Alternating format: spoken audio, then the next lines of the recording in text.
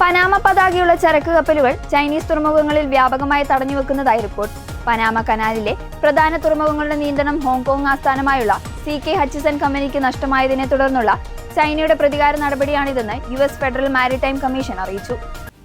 Panama കനാലിന്റെ Pacific Atlantic തീരങ്ങളിലുള്ള Balboa, Cristobal ടെർമിനലുകൾ പ്രവർത്തിപ്പിക്കുവാൻ CK ഹച്ചിൻസണിന് 1997 നൽകിയ കരാർ പാനമ സുപ്രീം കോടതി ജനുവരിയിൽ റദ്ദാക്കിയിരുന്നു.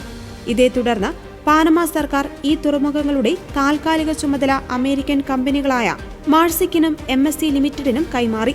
പാനമ കനാലിന്റെ ചൈനീസ് സ്വാധീനം കുറയ്ക്കുവാൻ അമേരിക്ക ചെലുത്തിയ സമ്മർദ്ദമാണ് ഈ നീക്കത്തിന് പിന്നിലെന്ന് കരുതപ്പെടുന്നു. തുറമുഖങ്ങളുടെ നിയന്ത്രണം നഷ്ടമായതിന് പിന്നാലെ പാനമയിൽ രജിസ്റ്റർ ചെയ്ത കപ്പലുകൾക്കുമേൽ ചൈന കർശന പരിശോധനകളും നിയന്ത്രണങ്ങളും ഏർപ്പെടുത്തി. മാർച്ച് 8 മുതൽ ഏകദേശം 70 പാനമ കപ്പലുകളാണ് ചൈന തടഞ്ഞുവച്ചിരിക്കുന്നത്.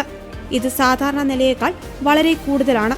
ഔദ്യോഗിക ഉത്തരവുകളില്ലാതെ അനൌദ്യോഗിക നിർദ്ദേശങ്ങളിലൂടെയാണ് ചൈനീസ് അധികൃതർ കപ്പലുകൾ തടയുന്നതെന്ന് FMC കമ്മീഷണർ ലോറ ഡിബെല്ല പറഞ്ഞു.